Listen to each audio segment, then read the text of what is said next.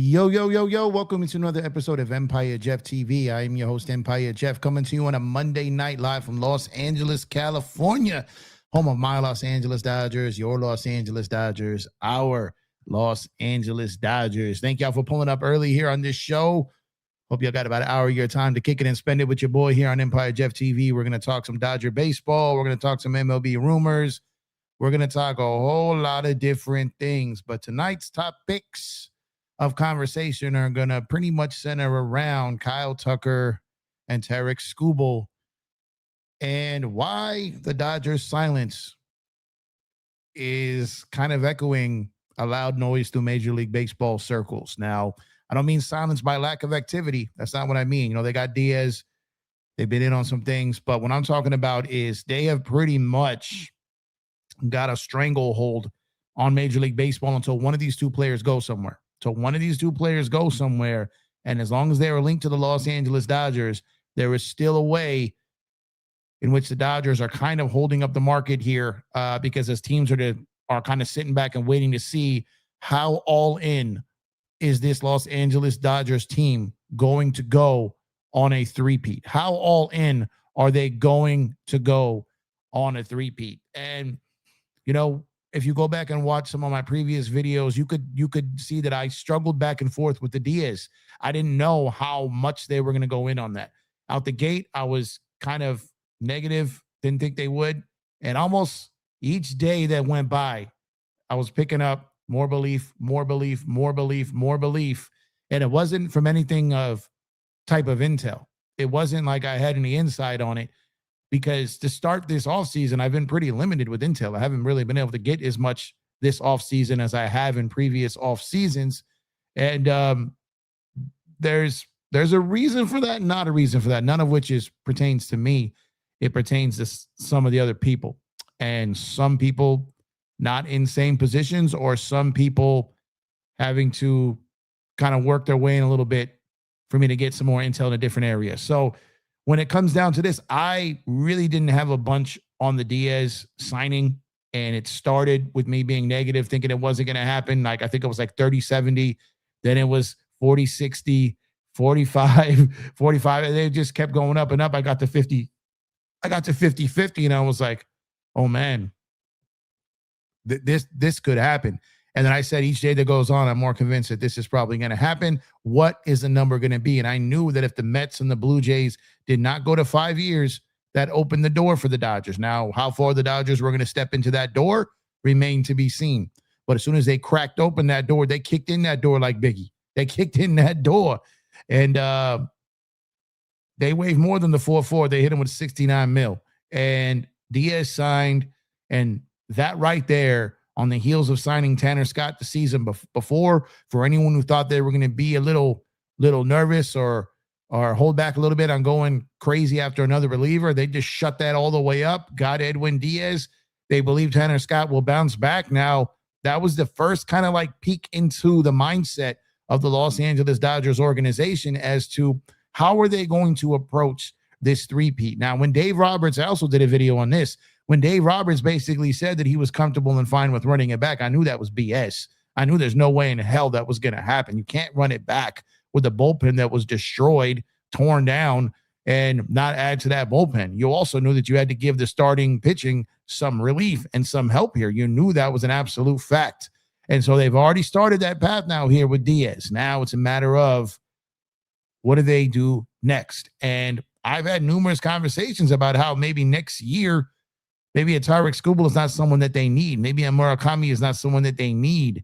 Maybe a Kyle Tucker is not someone that they need for next year. Individually,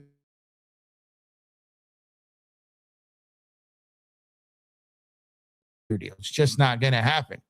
Then you sit out there and it's like, there's no way I'm giving Murakami a $180 to $220 million deal. It's not going to happen. I'm like, there's no way we're giving Edwin Díaz a $100 million deal. No way it's going to happen. There's no way that we're emptying the clip and trading all of our top 5 prospects for Tarik Skubal, who has not signed or will not potentially sign a contract extension. Not going to happen until it happens, until the door opens. And just like I told you before, you're only the favorite until you're not. You're only the favorite until you're not. The Yankees, once upon a time, were favorites to sign Yoshinobu Yamamoto. The San Francisco Giants at one time were favorites to sign Yamamoto. Okay? Look what happened. Look what happened. All right? The Mets were the favorites initially to sign Edwin Díaz until they weren't. Look what happened. Now, you heard a little while ago that the Blue Jays were the favorites to sign Kyle Tucker. It has not happened. I don't necessarily know if there was a quote-unquote favorite as to who Tarik Skubal was favored to be traded to, but it hasn't happened. And again, what have I told you guys over the last year or so?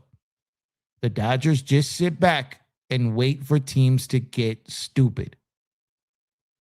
They wait for teams to get stupid. We've gone down the list of all the teams that got stupid before. Boston, Atlanta, Anaheim.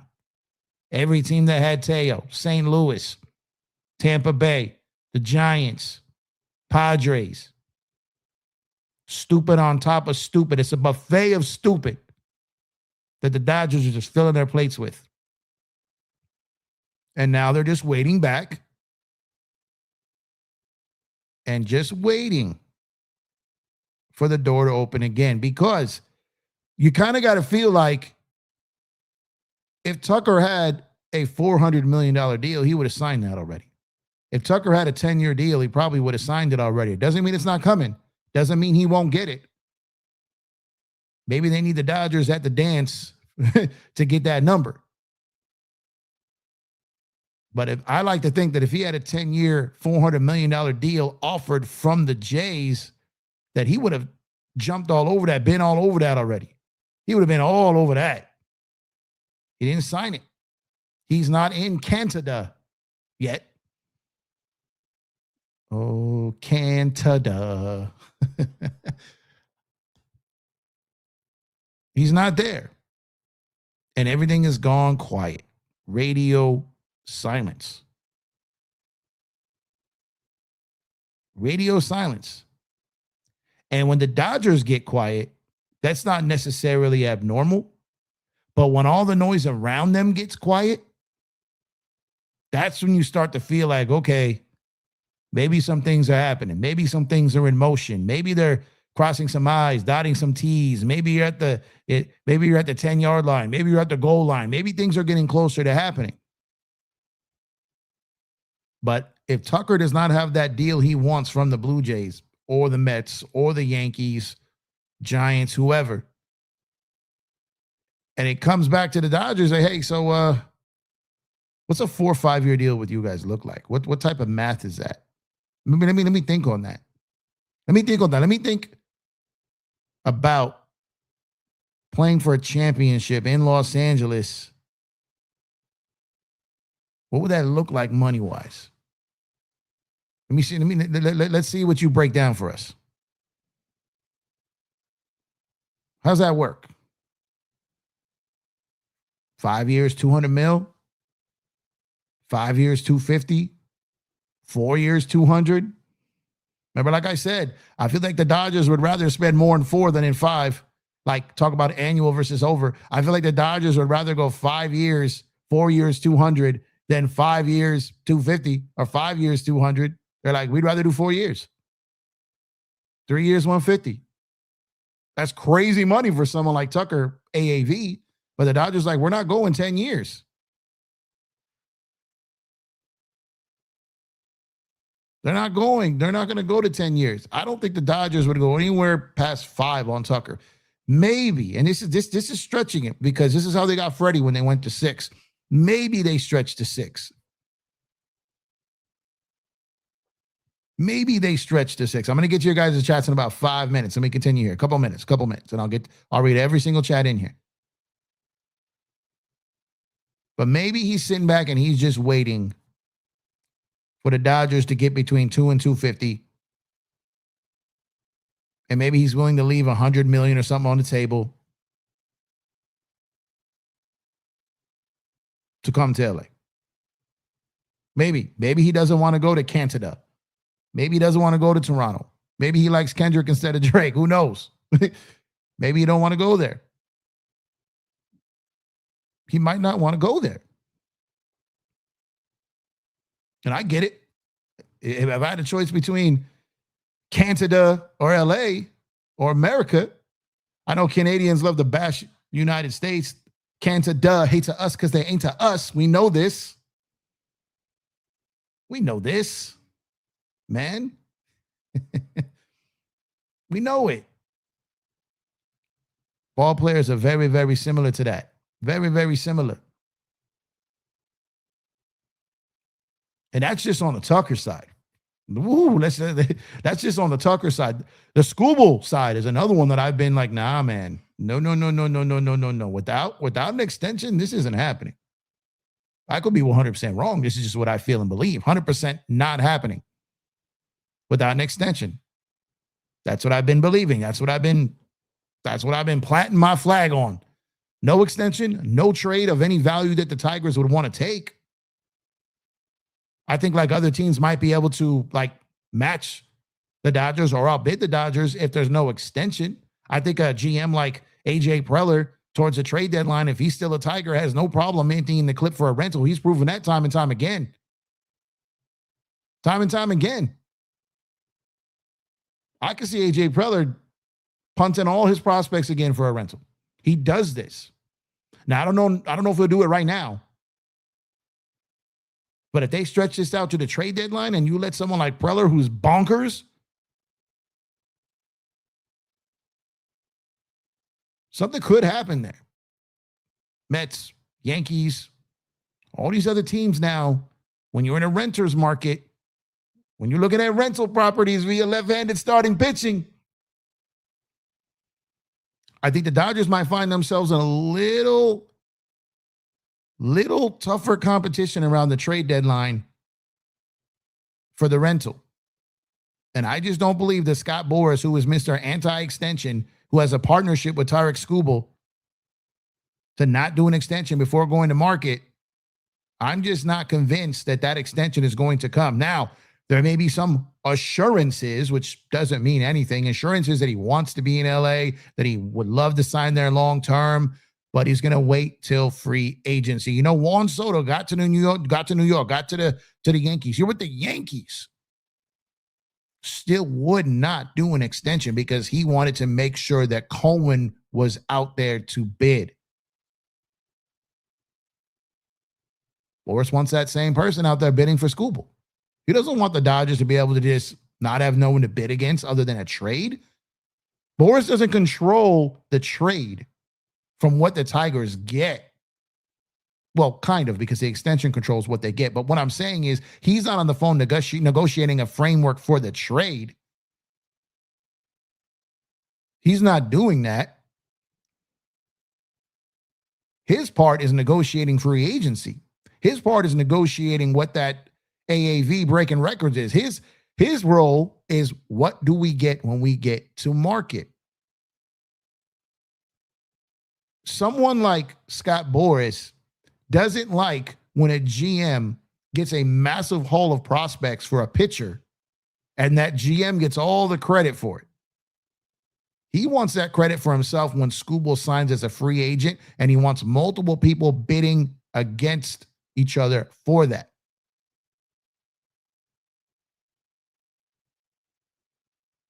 So if he's not willing to sign an extension, then you're not getting the team's best offer, which means Detroit may hold back a little bit. They may wait this down to the final hour of the trade deadline. Best offer gets them. Boom. Right now, there's no deadline. There's no rush. They could have him all the way up to the trade deadline and be in first place in the American League when they trade him. And now what you bring back can help you for the playoff stretch. So these are things that you have to really consider when it comes to what could their train of thought be. Where are they at with this? What do they want? Do they want guys that's going to help them get to the playoffs? Do they want guys that can help them contend? Or do they want to just go all in for what this team may be like in 2 or 3 years from now? That's the question. But at the end of the day, the Detroit Tigers want to make probably in their heart of hearts, want to make a deal that's best for them right now and the future. That's the Dodgers. That's the Dodgers. Major league ready talent. Very highly touted prospects. But the only way they get to order off of that menu is if there's an extension which the Tigers do not control. That is Skubal and his partnership with Scott Boras. And if Scott Boras does not want an extension, and that was agreed upon when he took on Skubal as a client, they may ride this all the way out till next winter. Because right now, I would be a little shocked if there's an extension and a mega deal goes down where the Tigers get the prospects and the major league ready talent, the Dodgers get Skubal for a year. That would legitimately surprise me. But there are a couple things in play here. That could blow this theory all the way up.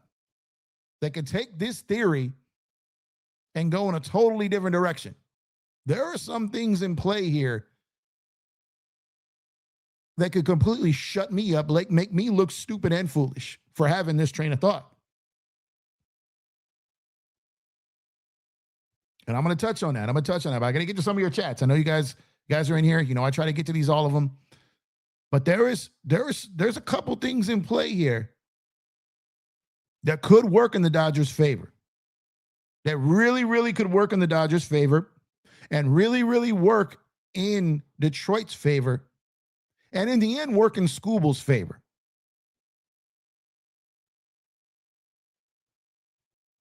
But in order for that,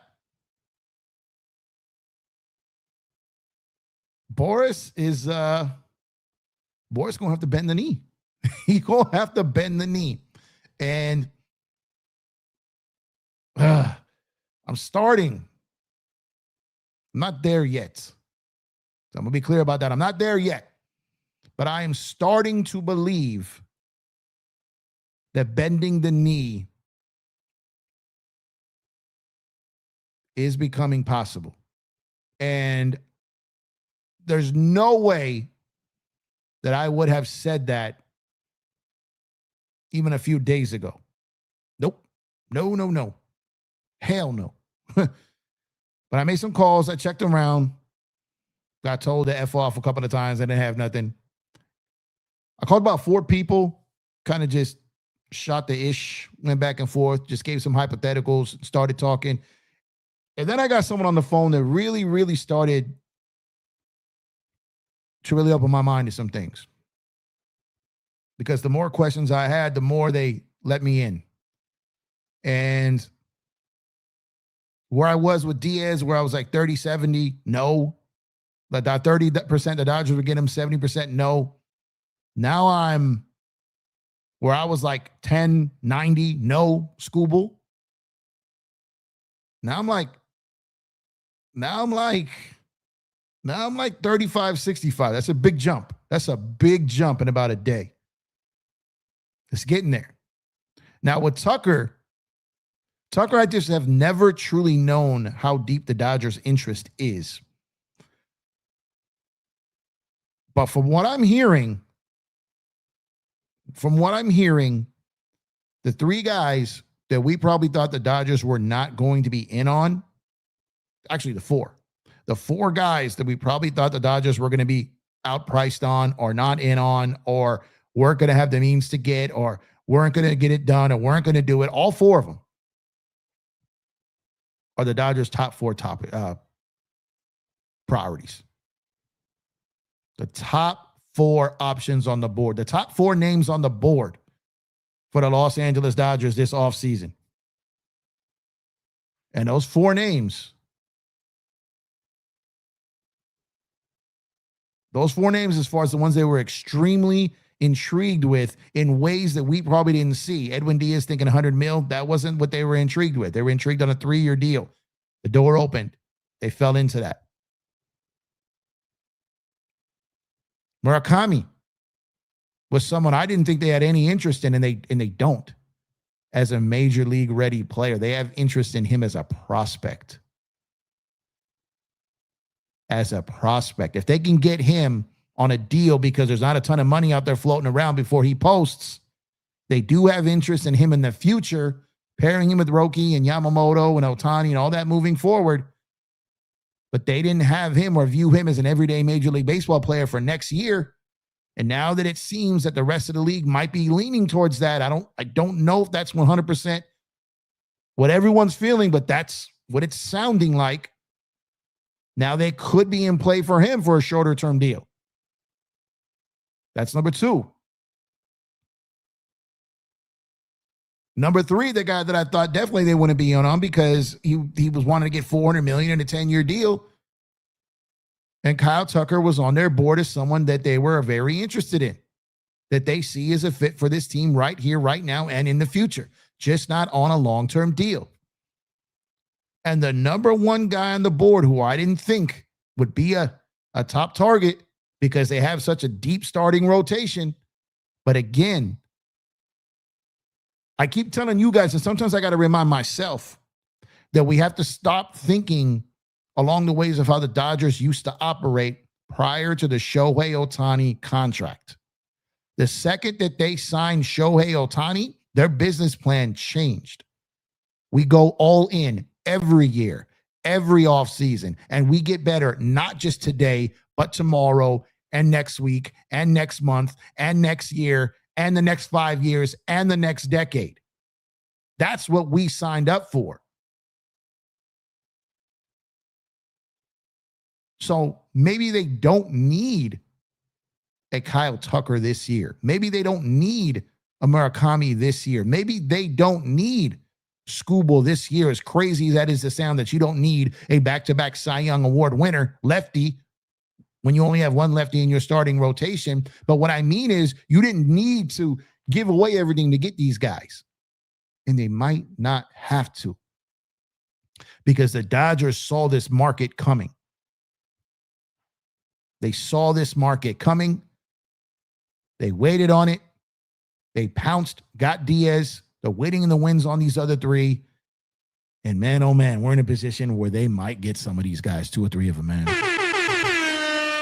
How crazy is that? What's going on again? I'm Empire Jeff. This is EmpireJeffTV. Make sure to drop a like on the video if you have not done so already. Subscribe to the channel if you have not done so already.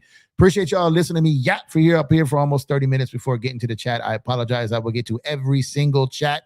Let me know what you think about everything I just talked about. Let me know how you prioritize these guys, Skubal or Tucker. Let me know which one you think is more important to the Dodgers. What would you pay Tucker? How many years? And what would you give up for Skubal? Now, this is if you want these guys. If you don't want these guys, let me hear why you don't want these guys. And I want to go back and forth with you guys on some of this. I appreciate you guys waiting. Appreciate everyone in the building right now, man. We have over 100 combined people on YouTube. We have over 175 people on Twitter X. Appreciate y'all for tuning in. If you're on Twitter X, make sure to like the post, repost the post, join the conversation. And speaking of conversation, let me go ahead and get to some of your chats here, man. Phoenix Layer 1, what's going on, man? Appreciate you for tuning in. Appreciate you as always. And we got Showtime LA. What's up, bro? Duran and Tucker are my top outfield targets. Quan is too much of a noodle arm. Also, good evening. Good evening to you as well. Appreciate you, man. Let's see. He said, what even is this? Mason Palmer, I don't know what to tell you. Don't know what type of event this is at all. Wasn't invited to an event. Drip Show. What's going on, Drip Show? My brother Drip Show. The best designs in the game. You see the Mookie over my shoulder. I got Kobe over the other shoulder over there. The best in the game, Drip Show. Top tier material made to you, brought to you by the graphic god himself. Best in the business. You already know what it is. Drip Show on all platforms. Hit him up. Get your graphics. Get your canvas. Get your shirt. Get whatever you need from the graphic god. And also, Drip Show and Legends of Culture collaboration on legendsofculture.com. It is the Ruining Baseball collection. Legendsofculture.com. We are running out of time. There is a deadline on this coming up. This is a very, very limited drop. Not too much time left on that. So if you want some of the Ruining Baseball collection, visit www.legendsofculture.com. Appreciate you as always, man. Daniel Berry, what's going on, man? Happy Monday to you as well. Go Dodgers. Absolutely. Sammy, what's going on, man? Appreciate you. All these other fan bases that want Evan Phillips are going to be real disappointed when he returns to LA in February. You are not lying. You are not lying. What's going on, man?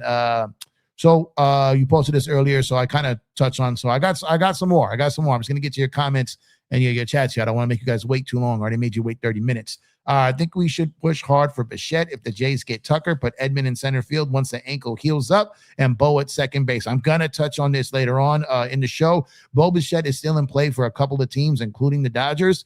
They like Bo Bichette, but to my surprise, he's a little bit further down the board than I thought he was originally, and we will touch on that some more. What's going on, Samuel? Appreciate you, man. Greetings and good night, Jeff. Ready to hear from our Dodgers. Still nothing on Skubal, although what worries me more is that we still don't have an outfielder. I hope it's Duran and not Kwan. I will tell you that when it comes to Duran and Kwan, their names came up, but they're kind of like a secondary and third option. The Dodgers are really locked in on trying to pull a rabbit out the hat here and really, really try to shock the baseball world. They're in conversations with those teams and those players, but at the same time, the Dodgers have a whole organization with so many different guys talking to so many different agents, so many different players, so many different organizations, and the Dodgers kind of have their eyes and ears in everything right now. They got their ears to the street, they got their hands on the phones, they got their ear to the phone. They're putting in a ton of work this offseason. I'm hearing that there's people at that Dodgers camp 24/7, man, just locked in, working, grinding out, going all in on a three-peat, man. Oh, Jose, what's going on, man? Appreciate you, man. We got someone dissing here, right? Typical Dodger fan, negative vibes always stay up. Negative vibes?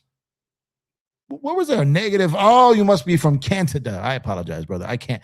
I'm sorry. Oh, Canada. They can't take a freaking joke. Let's see. Someone put Canada on a shirt. Let's see. Yeah, if only we knew someone, right? Hey, Empire, mate, did you hear about the shooting massacre? Oh, man, yeah, I did. Here in Australia, mate, please say a prayer for us. I've already done that. I've done a few prayers over the last couple of nights for a lot of people that have passed in different circumstances. It's been a rough couple of days for humanity.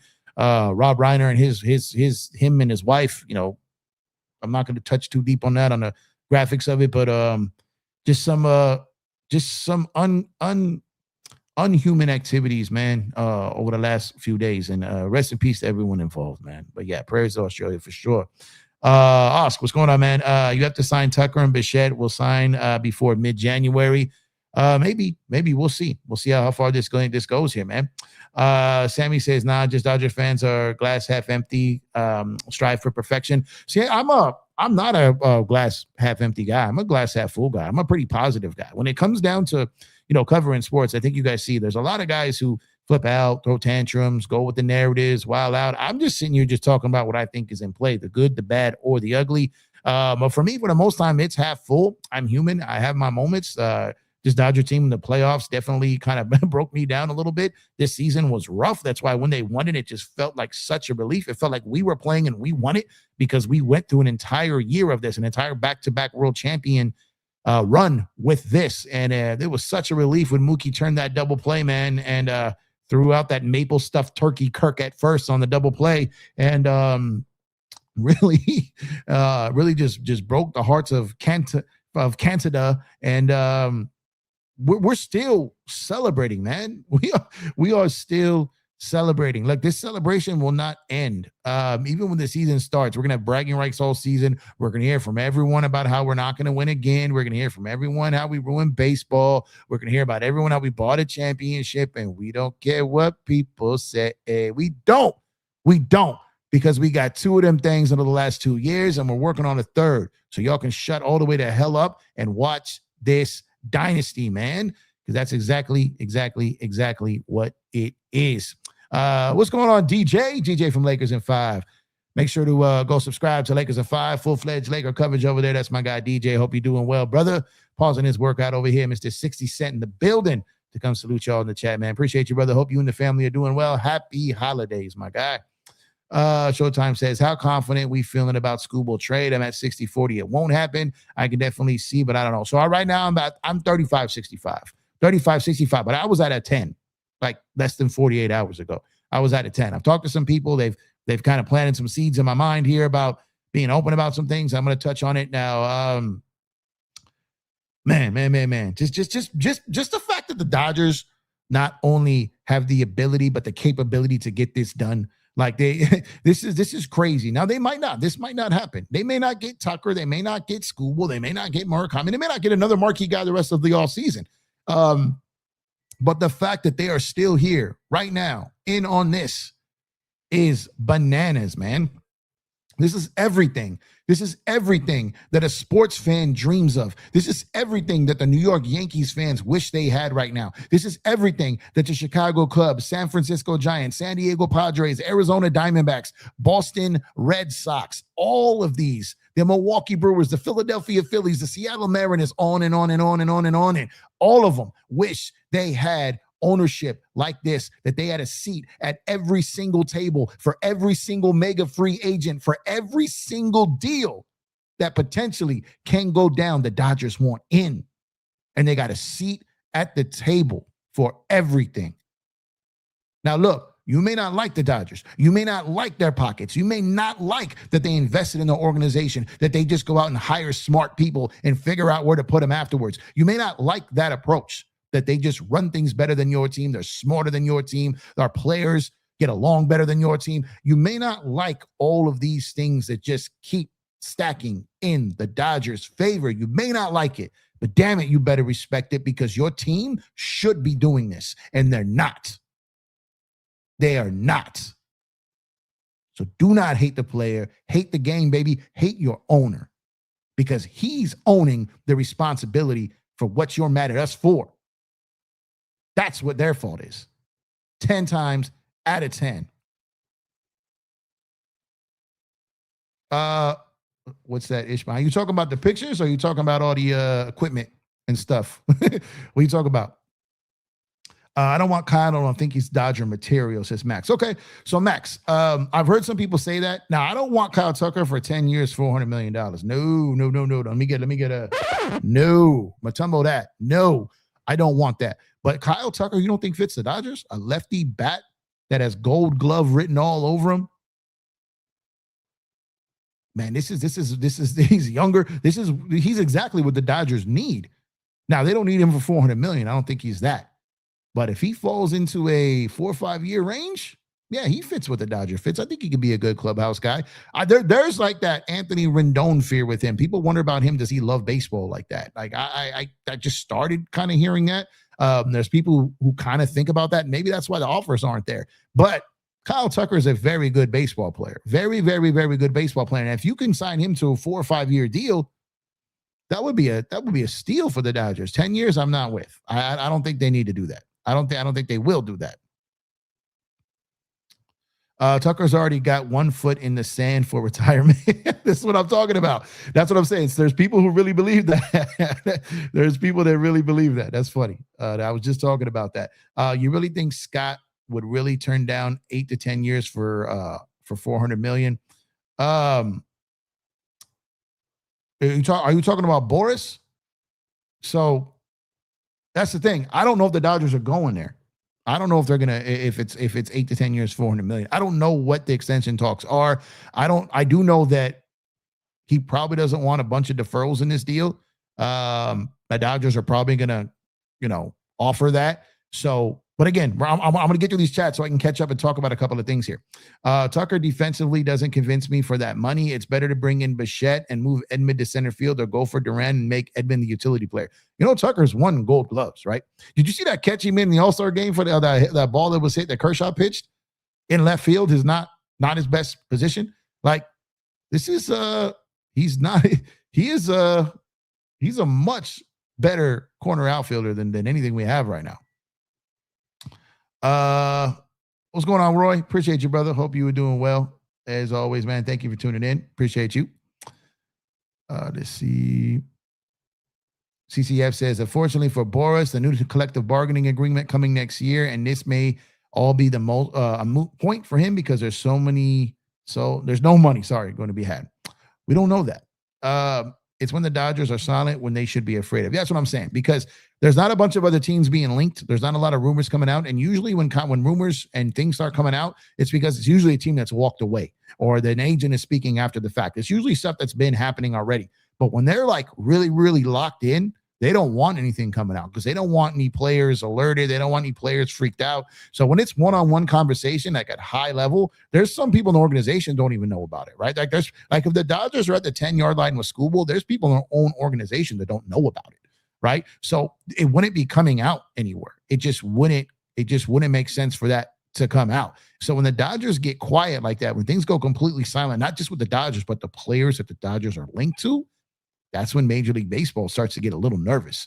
They start to get a little worried because they're like, oh man, are these dudes about to do it again? Are they about to do it again? And but yeah, it's a real thing. So I'll get to this chat in a second. When I was saying like I didn't believe to talk about Skubal, and I made sure to say it wasn't about the guy that said it. For me, it was about I do not see a deal during the winter meetings. No way, no how, especially with no extension. No way. No way. And that didn't happen. That's what I was standing on. No way during the winter meetings was that trade going to happen. No way. Now, I still don't think it's imminent as far as an extension. But again, I'm getting more and more positive by the day that there's potential for it to be more than just a possibility. The only trade I like to see is Skubal, but not for a positional player. So it should be Belly, who we know the team knows him and would be able to move slot position. So if I had I'm not for the Bellinger signing, especially on a 4 or 5 year deal. If I had a chance at Kyle Tucker at 4 or 5 years, or Cordy Bellinger for 4 or 5 years, it's Tucker 10 out of 10. Now, if it's Tucker at 10 years or Bellinger for 3 years, I'll go the Bellinger route. But I'm not giving Tucker 10 and I'm not giving Bellinger 5. No way, no how. Boris gets his guy the extension and money right now with no issues. They would have to be more than convinced that guys like Cohen and other owners would not stop at nothing to get Skubal. They'll probably do it at the trade deadline. Maybe.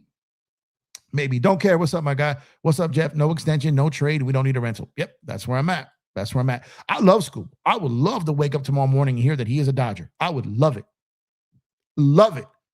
But not without an extension. The Dodgers know what they're doing. I always let them cook. Oh, yeah. That's what I'm saying. We got to trust them. What's going on, Stephanie Can Curry? Jeff, Freeman did say after the Diaz press conference that we feel good about something lining up, but have to be patient about it. Yep. There's a few things. If anything, Boris isn't stupid and he understands getting the money right now while the money is good is the smartest thing to do for him and his client. When the Dodgers took Glasnow and Teo off the trade market, Red Sox took Duran off. Wonder why? That's a good point. I had also heard some much younger names in that deal that the Dodgers were pretty unwilling to give up to Boston. But Boston and the Dodgers have a great relationship. They could talk numerous times without it ever coming out. So they could still be talking. It's just, maybe there's a third team involved that team is now out of it. So the rumors are that the talks have stopped. That just means there's less parties involved.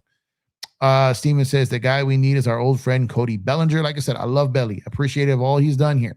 But I'm not out here pom-pomming for a return of Cody Bellinger. His offense is going to continue to get worse. His defense will decline.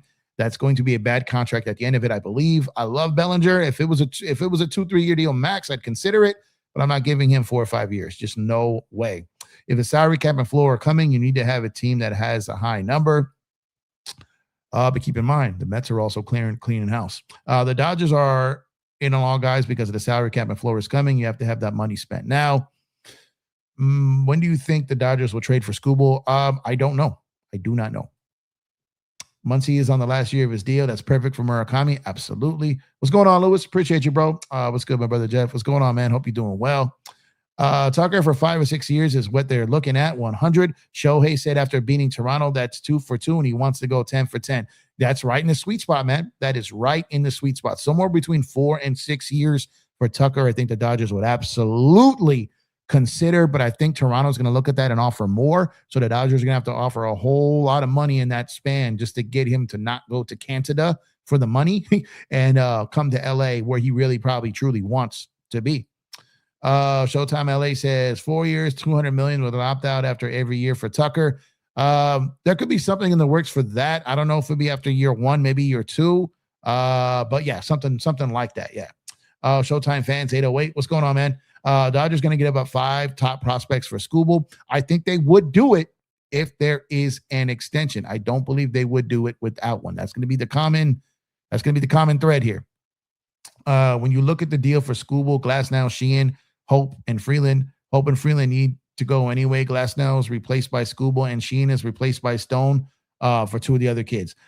Yes, except that if you listen to Tyler Glasnow tell it, he was told that they're not trading him. Now, is that 100% mean they're not trading him? No, but I do believe that they believe they're not trading him right now if they told him that. So if they told him that, I don't believe that they would tell him that just to tell him that. So either he's not in the deal and it's very, very prospect heavy with someone like a Sheehan in there instead of Glasnow, and that deal gets done. But I think that there's a deal on the horizon. I do not believe it involves Glasnow, because the Dodgers aren't in the business of lying to their players. It's just not what they do. You don't hear that about them. You don't hear players come back later and say that. So I don't believe that Glasnow would be in a trade right now if the Dodgers are trading for Skubal in the next 7 to 10 days or 2 weeks, whatever it may be. $30 million to Glasnow comes off the books. Let's see. Lewis says, what's good, my brother Jeff? Get all the likes up and subscribe to the channel. If you are new, tell a friend or a family member about the channel and share the channel. Here we go, Dodgers forever. Absolutely. Appreciate you, brother. The Dodgers had $90 million come off the books this year. They haven't even replaced it yet. Facts. And they'll add to that. They have no problem adding to that. So they had like roughly $90 million. They can get to more money of that. And that's just with paying what they paid last year. It's crazy, man. Craziness, I say. Big Blue Wrecking Crew for life. Facts. Laker Girl, what's up? What's going on, Laker Girl? Appreciate you, man. Salute, bro. Hit that like button. Subscribe if you are new. Absolutely. Now, YouTube's been doing this thing, man, where I cannot see how many likes I have on a video in the dashboard anymore. So I have no idea how many likes there are. But if you have not dropped a like on the video, please drop a like on the video. Subscribe to the channel. If you have not done so already, you will be greatly appreciated. Let's see what we got. Byron Buxton. I like Byron Buxton. And I think that if the Dodgers get serious on that and really want to do it, I think he would waive his no trade clause. And I think that Minnesota would do it. But they took him off they basically shut that down right now because the Dodgers don't have him in their sights right now. They're focused on some other things. I was told directly that if some of these things don't happen with whether it be a Tucker or a Bellinger or anything like that, that Byron Buxton talks could continue because the Twins are going to have to move him. They're just going to have to do it. They're going to have to do it eventually. They're going to have to move him. They're going to have to move Ryan. They're going to have to move Ramirez, Quan. Sorry. I got mixed up with Cleveland for a second. They're going to have to move him. They're going to have to move Ryan. I'm talking about Cleveland. Cleveland is also going to have to start moving some guys too. So those two teams, the Dodgers, I started talking and got ahead of myself. Those two teams, the Dodgers have kind of got a standing framework with, I guess you could say. So those teams will always be right there when it comes to the Dodgers and a potential trade. So Buxton to the Dodgers is something that's kind of on hold right now. But I'll tell you this right now, that could pop up at any time. At any time that the Dodgers pivot away from what they're currently locked in on, I believe Buxton will waive his no trade clause to go to the Dodgers, as long as the Dodgers and Twins can work out something that they both see as a win for each of them. See, Gabriel, what's going on, Gabriel?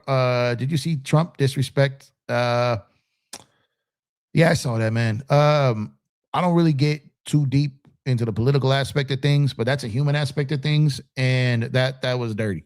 That was dirty. I don't care if you didn't like someone. I don't care if you had a beef with someone. I don't care. It's like what Big always said about Pac, man. You don't wish that on no one because there's no coming back from it, right? And I don't care how much me and someone went back and forth. I don't care about any of that. If someone passed away, you'll always hear me, man, may they rest in peace, man, because like there's no coming back from that. I don't wish that on nobody. So yeah, I saw that, kind of distasteful to me, but that's not my realm. I don't really be getting too crazy with all that stuff. What's going on? What's going on, Christopher? Let's see. To show the nails of Andrew, last year's expensive right-handed pitching acquisition, relief pitcher, acquisition would give any GM hesitant signing any expensive relief pitcher, especially the best. That's a complete 360 from Freeman's right. Yeah, I mean he's he's going all in. And again, I'm trying to catch up to all your chats. Then I'm gonna try to touch on that. Lakers Dodgers for life. What's going on, my brother? What's good, Jeff? What are your thoughts on the Mets so far? Do they have a plan moving forward? Is Cohen regretting signing Soto? Was Soto part of the problem? A lot of different things to unpack there. I'm going to get to that. It's part of what I want to talk about in the second way. I'm going to go rapid fire real quick. Legend has it Kirk is still running the first, right?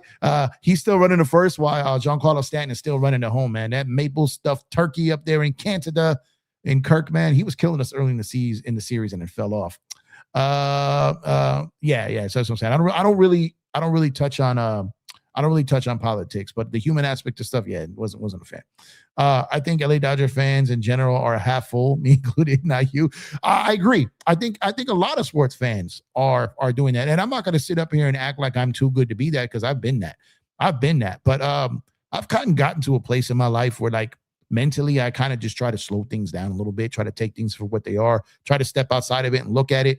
And also, you know, when you're making videos or doing content creation and covering it, I am a fan and I love being a fan, but sometimes I try to step out of that fanhood a little bit and really try to create content that really just talks on the truth of the matter and not just get caught up in the fanhood. I struggle with that sometimes because I'm a diehard Dodger fan. But at the same time, I really want to speak on these things with a certainty and really kind of speak on more facts than feelings. Shout out to Darvin Ham.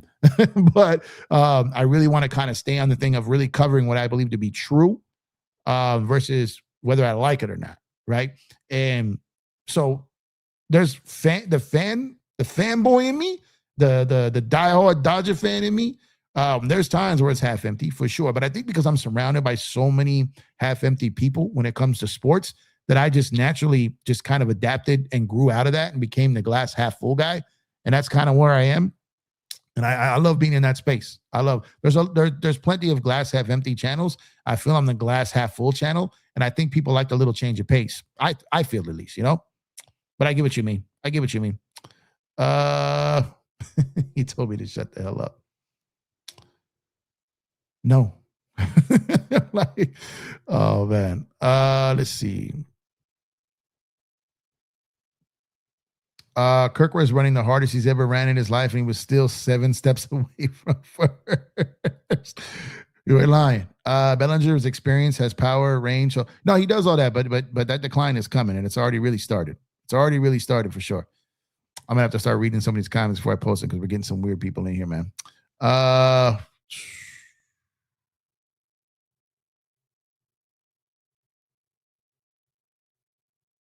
Wait, what? Man.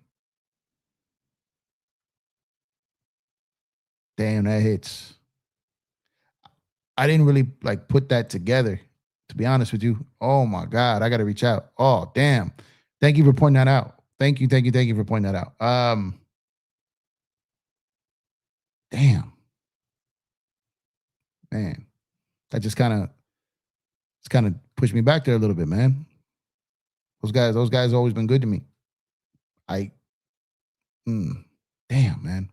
Thank you for pointing that out. I feel like a jerk for not reaching out. Dodgers don't need Skubal. Damn. Dodgers don't need Skubal, but isn't one reason why they're talking about Skubal is to prevent a potential opponent in the postseason with facing Skubal 2 times in a series? I'm going to touch on that. Man, Stephanie Kankura, you threw me off there, man. And I'm not blaming you. I'm blaming myself. Oh, man. This is what happens when you don't, you're kind of just like locked in on your own content because you're so busy with everything else. You don't really know the lay of the land of everything. Man. Yeah, they're not like you're right. Damn. Craig, what's going on, man? Just need a second. That kind of caught me off guard there.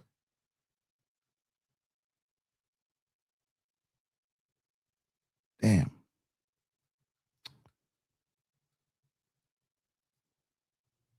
Padres gave up their farm for Miller to keep him away from the Dodgers, now trying to trade him. Yeah, I'm going to touch on that in a second.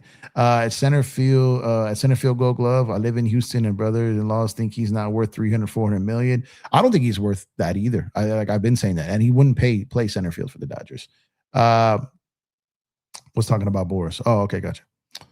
I'd rather have you said Cam Smith. What's going on, Ray? Appreciate you, brother. Let's effing go Dodgers. Absolutely. You really don't think we'd offer 8 years and $354 million for the best pitcher in the game? No, that's not what I'm saying. I'm just saying I don't know if like Boris is thinking he can get more than that on the open market, is what I'm saying. We have Diaz out there. We have Diaz out of thin air. Where did that come from? How many players does it take to get Skubal? It's gonna take a whole boatload of prospects and some major league ready guys, man. Belly is a Yankee Stadium merchant. Oscar Sheehan, Freeland, Ferris, Sirota for Skubal, no extension. BTV says fair trade. Do you still trade with no extension included? I just am not comfortable knowing how I just don't think the Dodgers are comfortable giving up a ton for a guy that they don't officially have for the next 5 years or so, right? Cohen's out there with a blank check. You don't want to get yankeed like what happened with Soto. You just don't want that to happen. You don't, especially when you go and you give up all those guys and for nothing. You don't want to do that. I'd still take Skubal even if he was a rental, but of course the price for him knowing he's a rental versus extending will vary. Yeah, that's what I'm saying. I will take him as a rental at a rental's price. I will not take him as a rental as a guy we think we're going to keep like permanently. So shout out to y'all, man. We got over 400 people in the building right now. If you are on YouTube, make sure to drop a like on the video, subscribe to the channel. If you're on Twitter X, make sure to like the post and share the post out there. Also on your YouTube, if you're on YouTube, share this to your socials.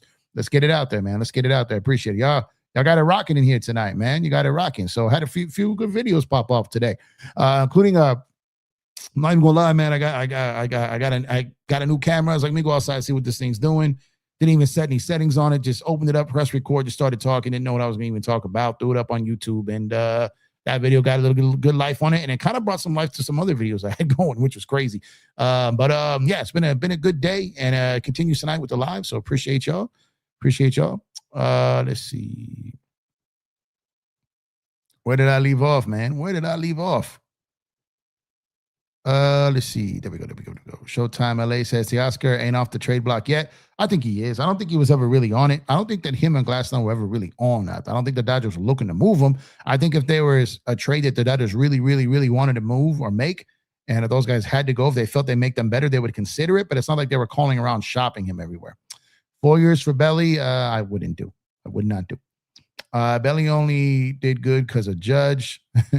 Bandwagon, what's going on, Cuba? Appreciate you, brother. Appreciate you. Hepatitis, see you later. Says, take out Sirota and put in Tibbs at 100%. That's a good trade, to be honest. I think I might do it. Push come to shove, but prefer to trade Tibbs over Sirota in Skubal no extension scenario.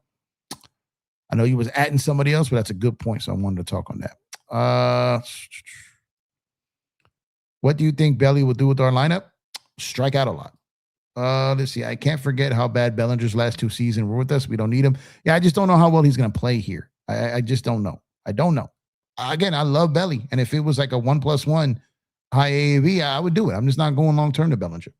Glasnow to Detroit never made sense. Detroit is cheap. They want no part of any money going back to them, even if it's half. Yeah, that's what I'm saying. I think that's why Glasnow got confirmation from the Dodgers that they weren't going to trade him.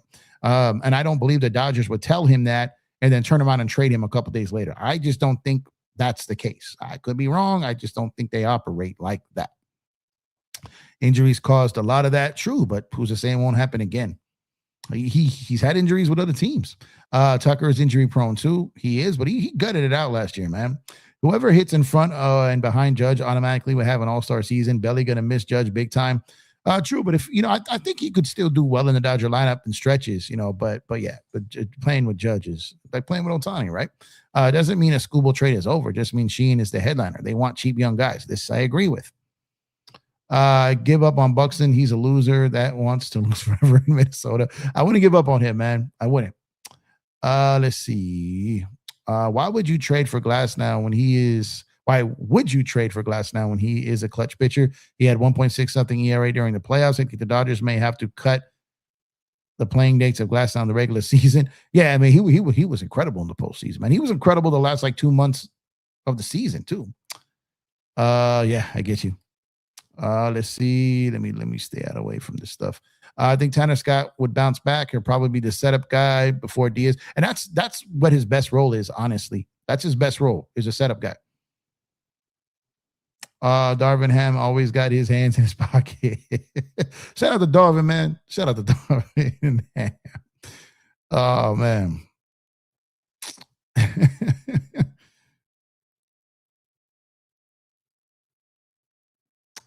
Ross says, Empire Jeff, do you have any special memories with your parents, siblings watching on your dog? Oh my God, man. Endless. Too many to name. I come from a baseball family, man. That's all we did. That's all we did. You know, my very, very fond memories with my parents and my little sister and my grandfathers and my uncles and cousins and homies and all kinds of things. I've been going to Dodger games my whole life. And Dodger Stadium is a very special place to me. Going to Dodger Stadium is still a very special event to me. Going with my family. There's nothing like going to a baseball game with my family.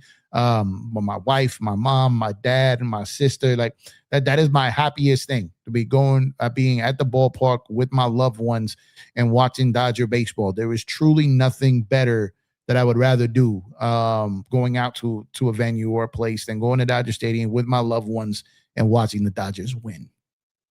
Watching the Dodgers win with my family, there was absolutely nothing better. I 100% come from a Dodger family, and being able to watch the Dodgers win the World Series back-to-back years with my father, being able to watch that with my dad, and my mother as well. But just I'm the son of a truck driver. My dad was gone most of my life, not gone as far as not taking care of or anything like handling business, but gone in his presence. He was on the road a lot, missed birthdays, missed a whole lot of things. That's a sacrifice he made for his family. And being able to watch the Dodgers win back-to-back games, to win a World Series, win a Game 7, and win in Game 5 in New York, and being able to watch that with my dad, with my mom, with my wife, and with Lucky, with my dog Lucky, and him going crazy too. He high fives. He's part of it. I got to show you. I got this clip where Lucky's going around the room high fiving people, and it's there's nothing more special than that to me.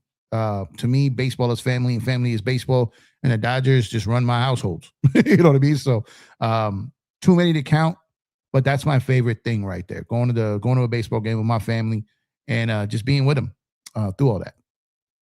What's going on, Gregory Brown? Appreciate you, brother. Appreciate you. What's going on, Joseph? I see you, man. You touching on you firing back of politics and stuff. So, but shout out to you, Joe. Appreciate you, brother. Sirota is the next Paul Molitor. F that. Let's see.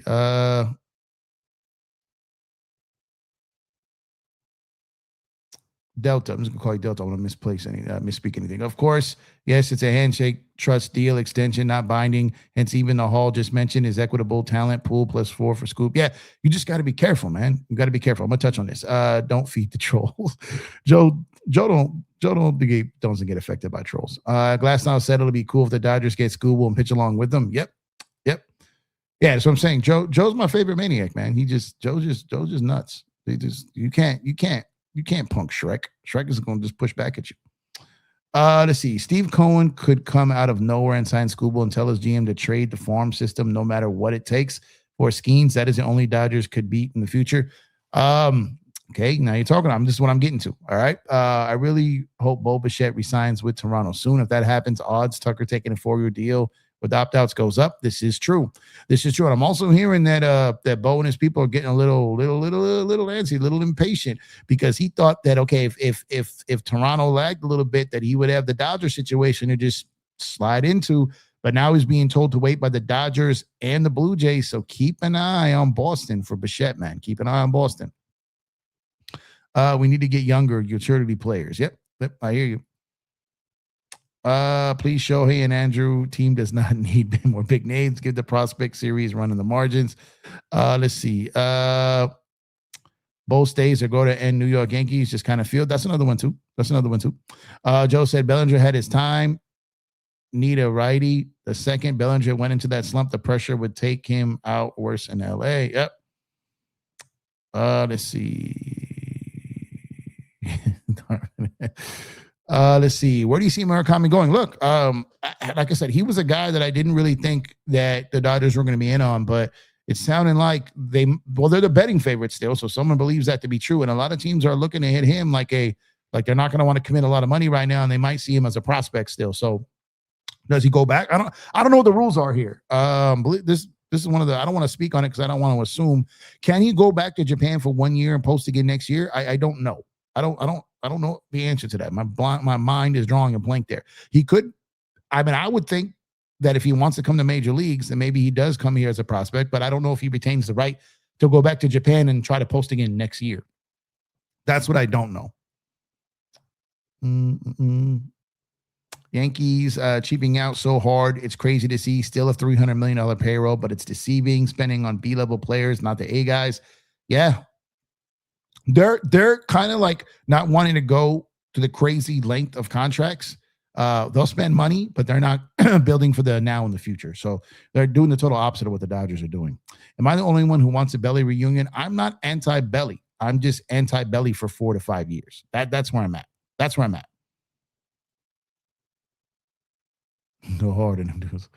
Let's see. Brandon Donovan, yeah. Stephen Kwan or Bo Bichette. Let's go Dodgers. What's going on, Click? Dodgers are waiting to see what happens with Tucker and Skubal. If those two things drop elsewhere, Dodgers will come back to Murakami. Yeah, and like I said, Murakami might be a guy that still could be in play as a prospect if he's open to that, because it feels like a lot of teams who we thought he was going to get big money offers from are not really there yet, unless that's just people deceiving people, but we'll wait and see. What's going on, Chris? I would not trade River. He could easily be a 2 down the road. Gavin would also return in a spectacular way. Well, if you're going to get Skubal, you're going to have to trade guys like that for sure. See you later. Don't forget contest without fouling. Next year, Steve Cohn could come out of nowhere. Yeah, we just talked on that. Read that a second ago. I'm from the Philippines. It's hard being a baseball fan here when the sports is not that popular compared to basketball. Oh, yeah, basketball in the Philippines is crazy. Because of the Dodgers, the sports is becoming quite popular. You can randomly see a Dodger uniform here and there. Yeah, and it's only going to get bigger and bigger globally. Only going to get bigger and bigger globally. Let's see. Dan Peeps in here dropping a dissertation in here about Dodgers hot stove. Yeah, it's incredible, man. We've got right now almost 500 people in the building collectively right now. So once again, if you have not done so already, please drop a like on the video. Subscribe to the channel if you have not done so already. Come on, y'all. There's over 100-some people in here right now on YouTube. Subscribe to the channel if you have not done so already. Drop a like on the video if you have not done so already. Share the video if you have not done so already. All these things are free to do, and they help the channel out immensely. Let's see. I actually like Skeens over Skubal. Yeah, a lot of people do. You think the Dodgers, if Toronto chooses to spend big on Tucker and not Bo, LA will approach Bo with the similar structure they were offering Tucker, or they would be out on Bo? They would be in on Bo if they miss out on Tucker. They would be big. That has its own set of challenges. I think that's one of those things where we'll take the contact bat, we'll take the average, the guy who can hit for average, we'll take the really good hitter and try to figure out what to do with that. But that doesn't come without complications, because he's not going to be a shortstop. He probably have to play second base. That doesn't come without risk there for sure. Lakers Dodgers for life says, I find it hard to believe the Dodgers signing Tucker when there is other options and less expensive. Kwan, Duran, and Donovan. So those would all be trades. So if you do, this is why. Okay, let me catch up to this because I want to. Okay, I'm on. Yeah, let me push these real quick. That's an excellent point. I'm going to explain why. Murakami must sign by December 22nd, 5 p.m. Correct. Bo's an option, but if the Dodgers commit to Edmund in center, which is a little bit of a risk with his ankle, unless they feel 100% that his ankle is good to go, and that's what the surgery they're saying will be. But again, yeah, that's a risky one too.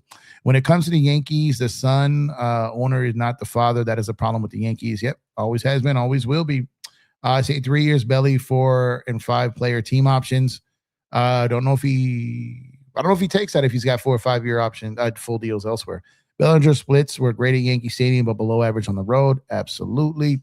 Man, I now see so many Dodger hats on jerseys in Houston now. What? That's crazy. Maybe if we trade Michael King, Kopech for Skubal and the Dodgers. Well, we don't have Michael King, and we can't trade Kopech because they're both free agents right now, and King was never on the Dodgers. Me and my business people talking to each other. I honestly do not understand the hype around Tucker, but if the Dodgers get him, I hope they get a fair deal. He is a good player. He is a good player, very good player. He's just not a $400 million player to me. I don't think Roberts wants Edmonds and left. He does not, nor do the Dodgers organization. Pages has the arm. Pages has a chance to be absolutely elite in right field. Absolutely elite in right field. He could be good in center field as he's gotten better. But he's not a center fielder. He's a corner outfielder and more of a right fielder. So if there is a time where Teo either moves to left or Teo's traded or whatever it is and Pages goes to right, I think the Dodgers would love for Pages to be the right fielder of the future. I think they would love that. Now, it remains to be seen if that happens or not. Bo has knee issues, not going to get better. Bo Bichette will go back to Toronto. Maybe. We'll see. I really don't think Boston wants to spend. They will offer a similar deal as the Dodgers. And if it's down to Boston and LA on the same short-term deal, we all know who he is choosing. Good point. Andy, we can get Bellinger in 2026. He will still say what he's just saying that I'm not really sure. Why is my screen glitching here? With 2026 Bellinger, not if he signs a long-term deal. Sorry, the comment on my screen glitched. Boston hadn't wanted to spend for a while. I think they're thinking about selling at some point, likely waiting until the lockout to get a better deal. Maybe, but they did spend. They're just not spending they weren't going to pay Devers. Like they weren't going to give him like a 10-year or keep him on that roster after that long-term deal. They weren't going to keep these guys for long. They're going to dump those guys off. So yeah, I don't know what their overall plan is. Maybe a sale is in the future. I'll donate every week to our local church for Pages to be consistent at bat. He's a good at defense, but we need consistency at bats for my dog. It's funny because he was better offensively than defensively, and he kind of switched the script there, though. Again, to play with the Showtime Magic, Ohtani in 2025 and 2026.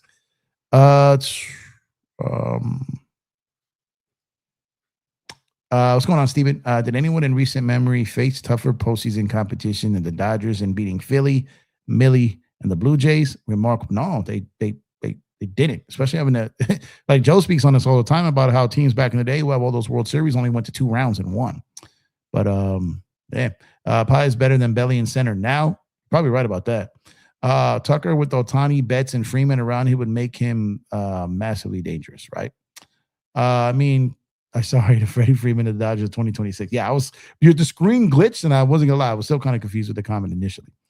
But yeah, okay. So let's touch on a couple of things real quick. Now, when we're talking about why the Dodgers potentially would not go all in on a Skubal deal without, a contract being signed. And some of the things have come up in the chat, and this is true. But the Dodgers are convinced that Cohen is willing to throw a blank check at Boris for Skubal once he hit free agency. And and Boris knows that. All right.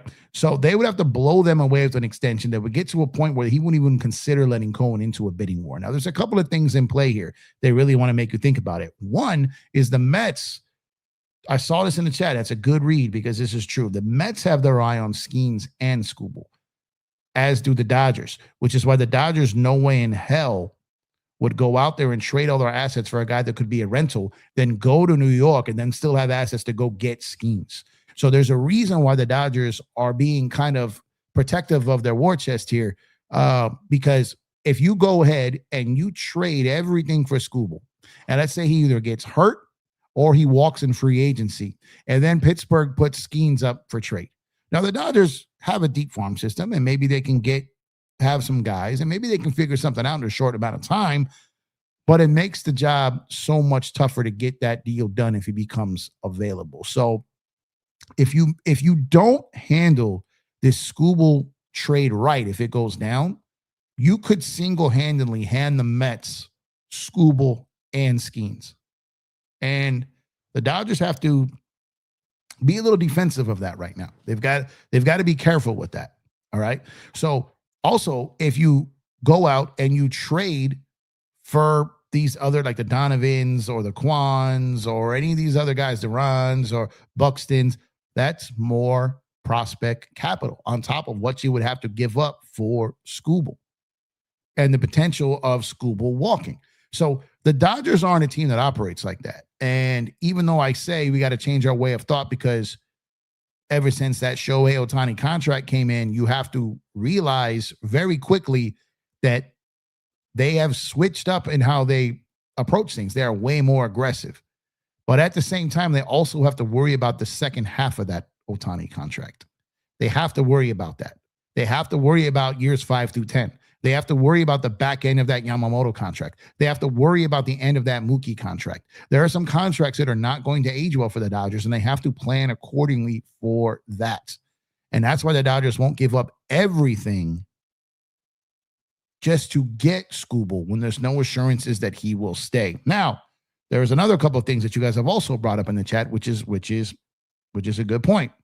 One, the lockout or a potential lockout. And we don't necessarily know what the landscape will be like after this. We don't know. We don't know what the landscape would be like. Will there be a salary cap, which I don't think there will? Will there be a salary floor?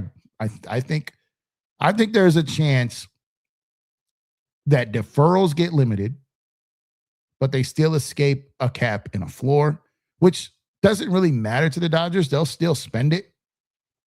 They're just finding ways to make more money by putting their money in escrow and then paying their players back with money as it's gaining interest. They're just doing smart investment moves. They're a hedge fund, but I don't think it stops them from spending. Here's the thing. Whether it's a lockout, whether it's a salary cap or a floor or whatever it is, the Dodgers are still going to be the Dodgers in whatever realm of reality the league decides to settle on. And the thing is, even if there's a cap or whatever there is, the Mets and Dodgers are still going to be in a position to be bidding for the same players. It's going to correct itself. So when you're sitting there and you don't know what next winter is going to look like, you don't know what the next 5 years are going to look like. Maybe Boris is thinking like, maybe I secure this 350, 400 mil now. Maybe I secure that now. And maybe the Dodgers are thinking, look, we're going pedal to the metal, balls to the wall, all in on this three-peat. I mean, matter of fact, I know that's what they're thinking. So they're going all in on a three-peat. All the while, they may have found a loophole or like a perfect storm situation to where Boris may break. He may break and he may bend the knee and may be willing to negotiate an extension that could be very opt-out heavy to get an extension done so a trade can be done. Now, this would be a one-off. I don't think this would be something that Boris would continue to do normally. I don't think that this will come likely. The Dodgers were going to have to pay for this. Pay for this. This is not going to be a friendly deal to go to a team playing for a three-peat, winning championships, making sacrifices. I'm very interested to see that if a trade and an extension gets done, what type of deferrals are in it? What type of deferrals are in it? Because if you think that Boris loves to get the market to break the records and set the market, what do you think the type of numbers he'd want on an extension would be? He's going to want the biggest extension in Major League Baseball history, which it probably would be. So he has a chance to add that to his resume where he has the biggest free agent signings, highest AAV. Now he has a chance to negotiate the biggest extension in Major League Baseball history. So there's There's a little merit there. There's a little sliver of hope there. Nice little thing to have on your resume. Biggest free agent signings in history, biggest extension signing in history. You have a chance to do that for a guy who doesn't do extensions. But guess what? When I did, I messed around and got the biggest one in the history of the game. Just saying. So I continue to become more positive and thinking like this could happen every day. Like I said, I was at about 10% thinking this was happening about 48 hours ago. I was at about a 0% of this happening during the winter meetings, of it happening at the winter meetings. But each day that goes by, I'm getting a little more confident on this Skubal thing, and I'm getting a little bit more confident on the Tucker thing. And this is where we are now. This is where we are. And it's getting exciting. It's getting exciting. But I definitely want Skubal. I would take Tucker. How the tables have turned. I remember us signing players like Ahmed Rosario, now the Yankees are. Yeah, it's crazy, man. It's crazy. But this is the new world we are in. The Dodgers, again, the new evil empire, man, as far as the villain that they see us as, but we're really the heroes. The Dodgers are really the heroes. They're not ruining baseball. They're saving baseball. But the evil empire is we're going to get branded with that because we're the villain in a lot of these people's eyes when really they're the villains. They need to be hating on their owners, not us. Their owners are the ones doing this. Make sure to drop a like on the video. Subscribe to the channel if you have not done so already, guys. I would appreciate it. Like I said, we've been rocking here for a while tonight. Didn't even know I was going to do a live tonight, so I'm grateful for all that have shown up, for your participation, your communication in the chat. But like I said, drop a like on the video. Subscribe if you haven't done so already. If you're watching the replay right now, tomorrow, which is today to you, leave a comment in the comment section and let me know what you guys think of everything we talked about tonight. But I'm going to go ahead and I'm going to shut it down for the night. I thank you guys for tuning in. I will catch you guys probably again tomorrow night. I'm locked in, man. I can't escape baseball. Man. I just have too much fun covering it, and it's really the only thing on my mind sports-wise right now. So appreciate y'all for tuning in. Thank you for making this a great show. Without you guys, there would be no show. Thank you for supporting all the shorts, all the reels, all everything. Make sure to follow me everywhere. EmpireJeffTV everywhere. IG, TikTok, Twitter X, Twitch, Kick, YouTube, everywhere. Facebook, which I always forget to promote, but y'all rocking heavy over on Facebook, so I appreciate y'all. Love you guys. Enjoy the rest of your night. Hopefully we get some news soon, and hopefully we got something to talk about in the coming days. But in the meantime, we'll just continue to speculate. And y'all enjoy the rest of your Monday night. Have a great Tuesday. We'll talk tomorrow. As always, let's go Dodgers. I'm out of here, y'all. Peace.